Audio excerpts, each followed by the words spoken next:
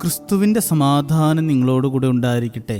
വചനകിരണത്തിലേക്ക് ഏവർക്കും സ്വാഗതം. ഒരിക്കൽ ഒരു ക്ലാസ്സിൽ മനു എന്ന പേരിൽ 2 വിദ്യാർത്ഥികളുണ്ടായിരുന്നു. ഒന്നാമത്തെ മനു പഠനത്തിലും പാഠ്യേതര വിഷയങ്ങളിലുമെല്ലാം ബഹുമിടുക്കനായിരുന്നു. ക്ലാസ്സിൽ ഒന്നാമൻ.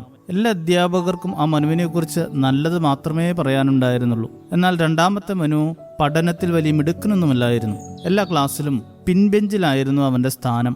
എന്നും ക്ലാസ്സിൽ താമസിച്ചു വരുന്ന അവനെക്കുറിച്ച് അധ്യാപകർക്ക് എന്നും പരാതി മാത്രമേ ഉണ്ടായിരുന്നുള്ളൂ. പേരൻസ് മീറ്റിംഗ് നടക്കുന്ന ഒരു ദിവസം രണ്ടാമത്തെ മനുവിന്റെ അമ്മ സ്കൂളിൽ വന്നു. കണക്ക് ടീച്ചർ അത് ഒന്നാമത്തെ മനുവിന്റെ അമ്മയാണെന്ന് തെറ്റിദ്ധരിച്ച് മനുവിനെക്കുറിച്ച് കുറെ നല്ല കാര്യങ്ങളൊക്കെ പറഞ്ഞു കൊടുത്തു. മനു എല്ലാവർക്കും നല്ല മാതൃകയാണ്, പഠനത്തിൽ നല്ല മിടുക്കനാണ് തുടങ്ങിയ നല്ല അഭിപ്രായങ്ങളൊക്കെ പറഞ്ഞു. പിറ്റേ ദിവസം രാവിലെ രണ്ടാമത്തെ മനു പതിവില് നേരത്തെ ക്ലാസ്സിൽ വന്നു. ഹോംവർക്കൊക്കെ നല്ല രീതിയിൽ ചെയ്തുകൊണ്ട് വന്നിരിക്കുന്നു. ക്ലാസ് കഴിഞ്ഞപ്പോൾ അവൻ കണക്ക് ടീച്ചറെ പോയി കണ്ടിട്ട് പറഞ്ഞു, ടീച്ചർ, ഒത്തിരി നന്ദിയുണ്ട്.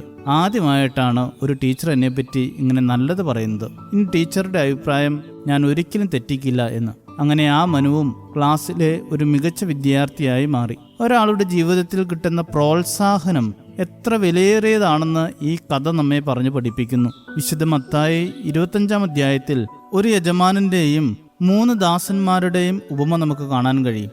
നല്ലത് പ്രവർത്തിക്കുന്ന ദാസന്മാരെ എത്ര മനോഹരമായിട്ടാണ് യജമാനനെ പ്രശംസിക്കുന്നത്. ഒരാളെ പ്രോത്സാഹിപ്പിക്കുമ്പോൾ അവരുടെ ജീവിതത്തിൽ മാത്രമല്ല നമ്മുടെ മനസ്സിലും സന്തോഷം കണ്ടെത്താൻ കഴിയും. അതുമാത്രമല്ല, ഒരാളിലുള്ള ചെറിയ ഒരു കഴിവിനെ പോലും വളർത്തിക്കൊണ്ടുവരുവാനും ഈ പ്രോത്സാഹനം കൊണ്ട് സാധിക്കും. എന്നാൽ പ്രോത്സാഹനം എപ്പോഴും നല്ല കാര്യത്തിലും നല്ല ഉദ്ദേശത്തോടെയും ആയിരിക്കണം. തെറ്റിലേക്ക് നയിക്കുന്നതും അപകടത്തിൽ കൊണ്ടുചെന്ന് യാടിക്കുന്നതും മറ്റുള്ളവരുടെ കുറവുകൾ കണ്ടെത്താൻ ശ്രമിക്കുന്നതുമായ പ്രോത്സാഹനങ്ങളിൽ നിന്ന് ഒഴിവായി നിൽക്കുവാനും അത്തരം പ്രോത്സാഹനം തരുന്നവരെ അകറ്റി നിർത്തുവാനും പഠിക്കേണ്ടത് അത്യാവശ്യമാണ്. നമ്മുടെ ഒരു വാക്കുമതി പലരുടെയും ജീവിതം സന്തോഷത്തിലേക്ക് തിരികെ കൊണ്ടുവരാൻ. തെറ്റുകൾ പറ്റുമ്പോൾ ശാസിക്കുന്നവർ മാത്രമാകാതെ നല്ലതിനെ ശരിയായി പ്രോത്സാഹിപ്പിക്കുന്നവരുമായി മാറാൻ നമുക്ക് സാധിക്കണം. വിധിയുടെ ദിവസത്തിൽ നല്ലവരും വിശ്വസ്തരുമായ മക്കളെ, നിങ്ങളെ എല്ലാത്തിനും അധികാരിയാക്കുന്നു എന്ന പ്രോത്സാഹന ശബ്ദം കേൾക്കാൻ എല്ലാവർക്കും ഇടയാകട്ടെ. ശുഭദിനം നേരുന്നു. ദൈവം അനുഗ്രഹിക്കട്ടെ. ലോകം നിന്നെ അയോഗ്യത കൽപ്പിച്ചപ്പോഴും യോഗ്യനാക്കി നിന്നെ ചേർത്തു നിർത്തി.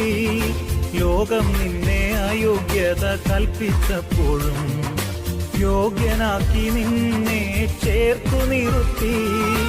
ഇത്ര വലിയ കൃപയെ ഓർത്തു നോക്കിയാൽ ആയുസെല്ലാം പറഞ്ഞാലും തീരുകയില്ല.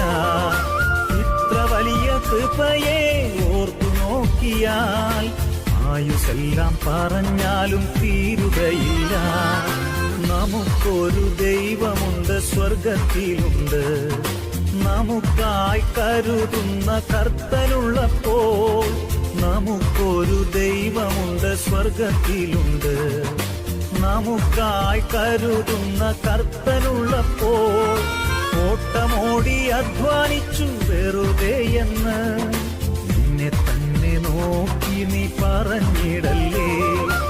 ഓട്ടമോടി അധ്വാനിച്ചു വെറുതെയെന്ന് നിന്നെ തന്നെ നോക്കി നീ പറഞ്ഞിടല്ലേ.